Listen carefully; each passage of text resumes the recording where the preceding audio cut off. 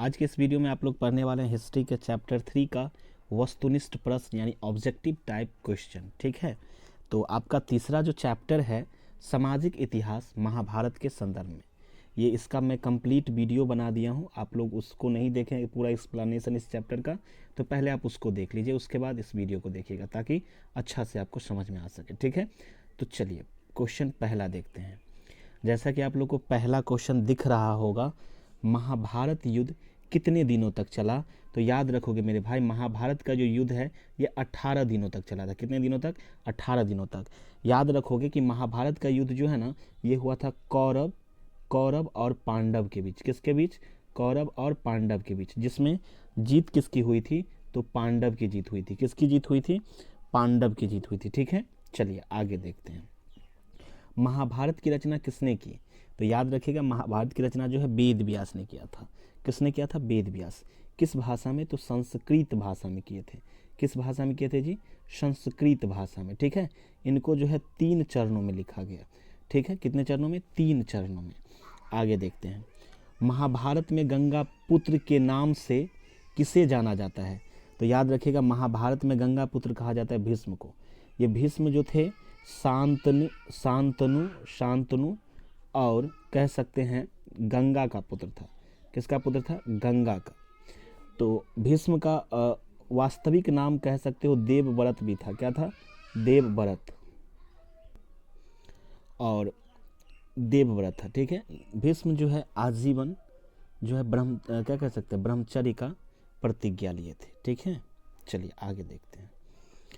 कुरुक्षेत्र का युद्ध किसने जीता? तो याद रखोगे, कुरुक्षेत्र का युद्ध पांडव ने जीता था। किसके बीच लड़ा गया? तो कौरव और पांडव के बीच लड़ा गया था। ठीक है, चलिए आगे देखते हैं हम लोग। अगला क्वेश्चन है, द्रौपदी किसकी पत्नियां थी? तो द्रौपदी जो थी भीम, युधिष्ठिर, अर्जुन, नकुल, सहदेव यानी 5 पांडवों की, यानी इनका आंसर हो जाएगा ऑप्शन नंबर डी, इन सभी की पत्नियां थी। ठीक है, आगे देखते हैं। पुराणों की संख्या कितनी होती है? तो याद रखोगे, पुराणों की जो संख्या होती है ये 18 होती है। कितनी होती है? 18 होती है। ठीक है, और याद रखिएगा जैसे कि इसमें पुराण सब आ जाते हैं। पहला होता है आपका ब्रह्म पुराण। क्या होता है जी? ब्रह्म पुराण होता है। ठीक है, ब्रह्म पुराण होता है। दूसरा की अगर बात कर ले तो दूसरा आपका होता है विष्णु पुराण। क्या होता है? विष्णु पुराण, विष्णु पुराण होता है। ठीक है, तीसरा की अगर चर्चा कर ले तो तीसरा आपका होता है शिव पुराण। तीसरा क्या होता है बच्चा? शिव पुराण, शिव पुराण।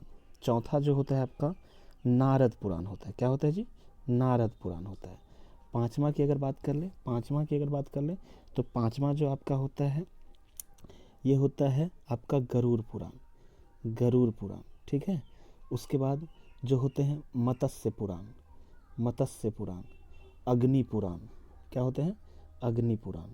ठीक है, बेसिकली रूप से आप 4 पुराण को याद रखिएगा, क्योंकि एग्जाम में भी 4 पुराण आपको कहेगा लिखने के लिए। ठीक है, तो ऐसे 18 होते हैं और इसका मैं कंप्लीट वीडियो भी बना दिया हूँ, आप लोग देख सकते हो। आगे है, आश्रम व्यवस्था में कितने प्रकार के आश्रमों का उल्लेख है? तो याद रखो कि आश्रम व्यवस्था में जो है ना 4 प्रकार के आश्रम का उल्लेख है। पहला जो आपका होता है, पहला होता है आपका जिसको कहते हैं ब्रह्मचर्य आश्रम। क्या कहते हैं जी? ब्रह्मचर्य आश्रम। ठीक है, ब्रह्मचर्य आश्रम कहा जाता है और ये होता है 0 से 25 वर्ष होता है। दूसरा आपका होता है, कह सकते हो दूसरा क्या होता है, तो गृहस्थ आश्रम होता है, गृहस्थ आश्रम होता है और ये होता है 25 से 50 वर्ष। और तीसरा जो होता है वानप्रस्थ आश्रम होता है, वानप्रस्थ आश्रम होता है। यहाँ पे थोड़ा देख लीजिएगा, फिंगर से लिखना पड़ रहा है। ठीक है, तो इसके वजह से थोड़ा राइटिंग में इधर हो रहा है, तो मैं बोल रहा हूँ ना, आप उसको सुन करके लिखो। ये होता है 50 से 75 वर्ष। चौथा जो होता है ये होता है संन्यास आश्रम। क्या होता है मेरे भाई? संन्यास आश्रम। ठीक है, जो होते हैं 75 से 100 वर्ष। तीसरा होता है वनप्रस्थ जो 50 से 75 वर्ष होते हैं। तो ये आश्रम 4 होते हैं। कितने आश्रम होते हैं? 4 होते हैं। अगला क्वेश्चन देखते हैं हम लोग। अगला क्वेश्चन है, अश्वमेध यज्ञ का आयोजन क्यों किया जाता है? तो याद रखोगे शाही संप्रभुत्व के लिए किया जाता है और साथ ही साथ व्यापार के लिए। तो इसका ऑप्शन हो जाएगा ऑप्शन नंबर सी हो जाएगा। अगला क्वेश्चन है, मनु स्मृति में कितने प्रकार के विवाह का उल्लेख है? तो इसका आंसर हो जाएगा ऑप्शन नंबर सी, 8 प्रकार के। कितने प्रकार के? 8 प्रकार के। पहला होता है ब्रह्म विवाह। पहला क्या होता है? ब्रह्म विवाह। जिसको आप अरेंज मैरिज कहते हो। दूसरा होता है आपका गंधर्व विवाह। क्या होता है जी? गंधर्व विवाह, जिसको आप लव मैरिज कहते हो। तीसरा आपका होता है असुर विवाह। क्या होता है? असुर विवाह। उसके बाद चौथा होता है प्रजापत्य विवाह।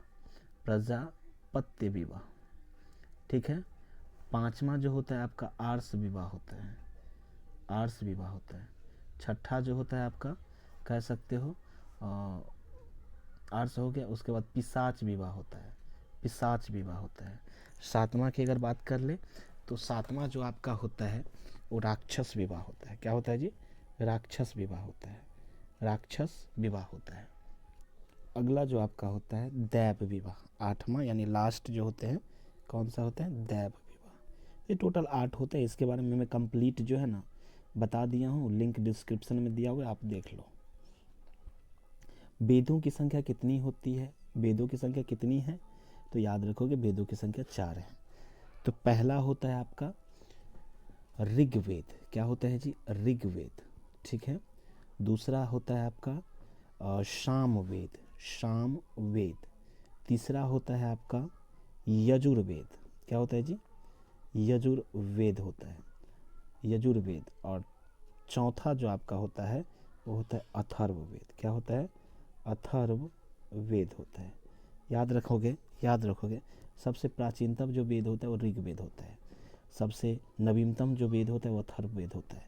गायत्री मंत्र जो होते हैं ना, गायत्री मंत्र, ये आपके गायत्री मंत्र जो होते हैं ना, ये ऋग्वेद में मिलते हैं। किस वेद में मिलते हैं? ऋग्वेद में मिलते हैं। ऋग्वेद में 10 मंडल है। इसके बारे में कंप्लीट जो है बताया गया है। चलिए आगे चलते हैं। महाभारत की रचना किस भाषा में हुई थी?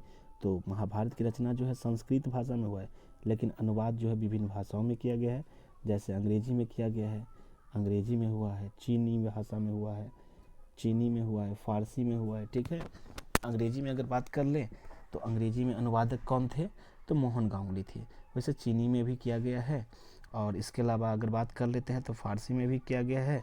इसके अलावा अगर बात करते हैं चलिए आगे देखते हैं। अगला क्वेश्चन है सर्वाधिक प्राचीन स्मृति ग्रंथ कौन है?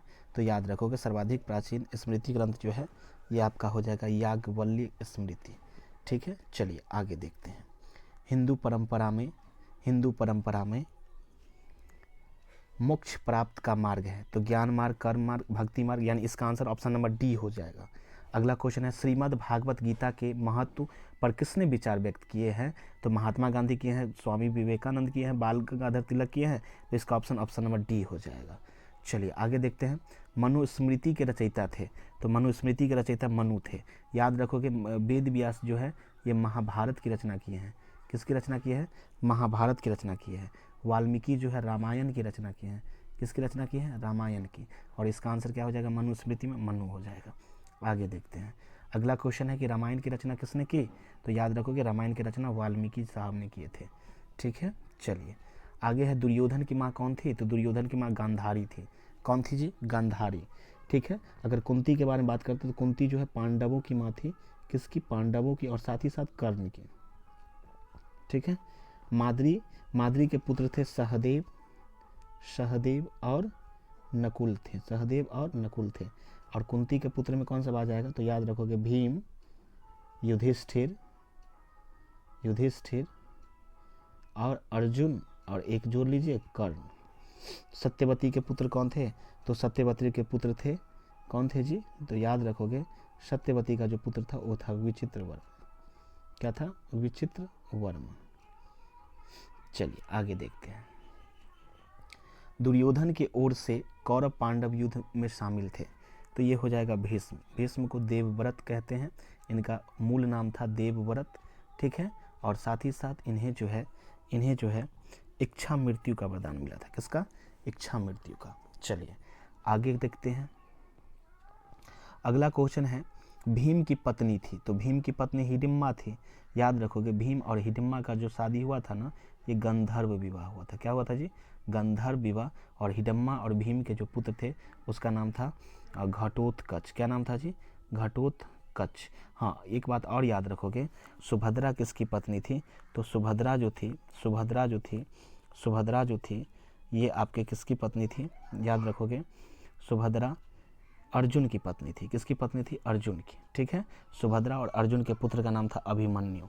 अभिमन्यु, सुभद्रा और अर्जुन के पुत्र का नाम अभिमन्यु था। जिस अभिमन्यु को किसने मारते हैं, कौन मारते हैं? तो याद रखो कि अभिमन्यु को जो है दुशासन के जो पुत्र होते हैं ना, दुशासन के पुत्र के द्वारा अभिमन्यु मारे जाते हैं। गोत्र किसका सूचक था? तो याद रखोगे प्रत्येक उपजाति के सामान्य पूर्वक जो होते हैं ना, सामान्य पूर्वज, पूर्वज जो होते हैं उसको गोत्र कहा जाता है। ठीक है, अगला क्वेश्चन है कि निम्न में से किस संत ने गीता पर टीका मराठी में लिखा? तो इसका आंसर हो जाएगा मानेश्वर। कौन थे? मानेश्वर। अगला क्वेश्चन हम लोग देखते हैं, अम्बा अम्बालिका किसकी पत्नियां थी? तो याद रखोगे अम्बा और अम्बालिका जो थी ये राजा विचित्र वर्मा की पत्नियां थी। टाइपिंग मिस्टेक हो गया थोड़ा, विचित्र वर्मा की पत्नियां थी। ठीक है, विचित्र वर्मा। आगे देखते हैं, घटोत्कच किसका पुत्र था? तो घटोत्कच जो थे ये भीम और हिडिम्बा के पुत्र थे। हिडिम्बा के पुत्र। ठीक है, और घटोत्कच को जो है कर्ण के द्वारा मारे जाते हैं। याद रखिएगा कर्ण जो है घटोत्कच को मारने के लिए एक अग्नि अस्त्र का प्रयोग करते हैं। हालांकि एक अग्नि अस्त्र का प्रयोग अर्जुन को मारने के लिए करते हैं, मारने के लिए रखे थे, लेकिन उसको मजबूरन जो है एक अग्नि अस्त्र का प्रयोग घटोत्कच को मारने के लिए क्या करना पड़ता है। ठीक है, चलिए आगे देखते हैं। तो आज के वीडियो में बस इतना ही, और ये वीडियो कैसा लगा? अगर अच्छा लगा हो तो एक प्यारा सा लाइक कीजिएगा, और चैनल पे पहली बार आए हैं तो सब्सक्राइब कर लीजिएगा, ताकि आपको हिस्ट्री में किसी भी प्रकार की, यानी आर्ट्स का आप तैयारी कर रहे हैं ना, तो उसमें किसी भी प्रकार की दिक्कत नहीं होगी। ठीक है, तो आज के वीडियो में बस इतना ही। जय हिंद।